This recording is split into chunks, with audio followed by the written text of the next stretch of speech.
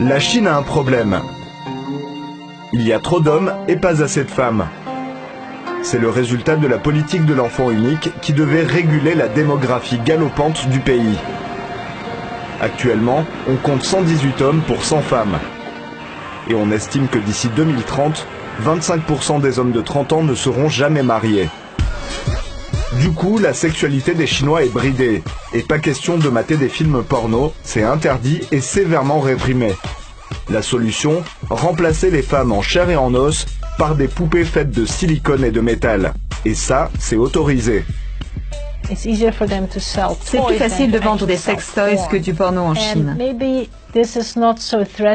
Peut-être que c'est moins menaçant pour le gouvernement que l'imagerie pornographique. Pas de problème pour les sex dolls. Un peu paradoxal dans un pays où le sexe est aussi tabou. La capitale de ce business qui pèse 2 milliards de francs, c'est Dongguan. Cette ville de 8 millions d'habitants est réputée pour être la capitale du vice en Chine. Elle a été pendant longtemps un paradis de la prostitution. Désormais, c'est là où sont produits la plupart des sex toys made in China.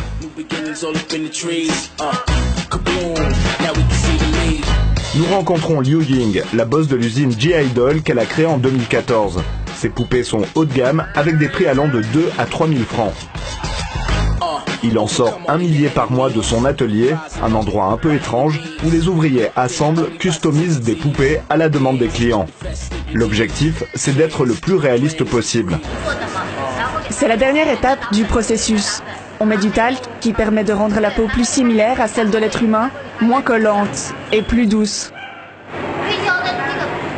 Le matériel que l'on utilise, c'est du TPE, une sorte de plastique. L'un de ses avantages, c'est que c'est très flexible et c'est moins cher. Le silicone ne fonctionne pas aussi bien.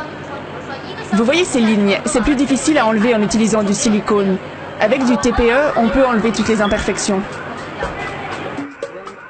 Depuis 2016, cette usine propose même une poupée dont la peau chauffe à 36 degrés pour ressembler à celle du corps humain. Et les ventes de ce modèle cartonnent. Le futur de ce business, toute l'industrie s'y engouffre, c'est bien sûr la robotisation de ces poupées. Non, tu essayes toujours d'éviter d'aller travailler. D'ici 5 ans, toutes les poupées sexuelles seront des robots. Le robot va pouvoir parler et il ne va pas seulement satisfaire les besoins primaires de nos clients, il sera un véritable partenaire.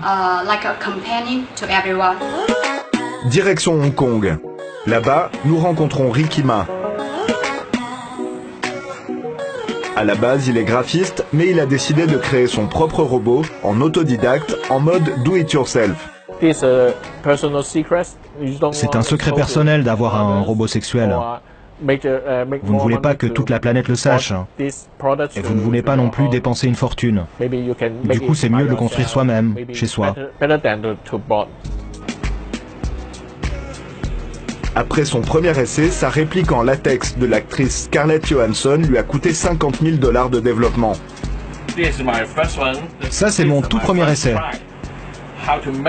J'ai essayé de trouver tous les produits chimiques à Hong Kong. C'était très difficile à faire, parce qu'aucun plastique n'est vraiment adapté à une tête robotique de ce genre.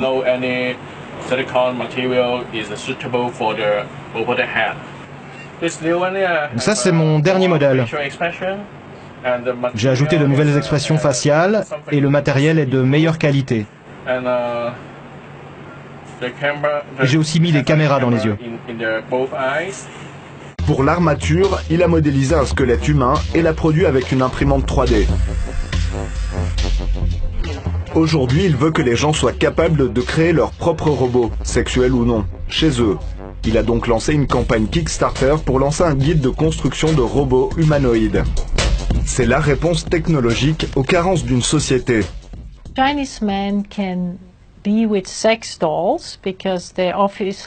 Les hommes chinois aiment passer du temps avec des poupées sexuelles parce que certains d'entre eux se sentent seuls et n'arrivent pas à trouver de partenaire. Même si une poupée ne peut pas remplacer une femme, elles peuvent accomplir d'autres fonctions. C'est pratique d'avoir une poupée que l'on peut utiliser quand on veut, on peut l'éteindre quand on veut. La solitude, ce mal moderne qui se cache derrière nos sociétés ultra connectées, n'est pas seulement une affaire chinoise. La preuve, les ventes de ce genre de sex dolls, qui ne sont pas seulement de simples jouets porno, explosent un peu partout dans le monde. Culte de la performance, peur de l'échec ou de la frustration, vivre à deux n'a jamais semblé aussi compliqué. En 2015, 36% des Suisses étaient célibataires.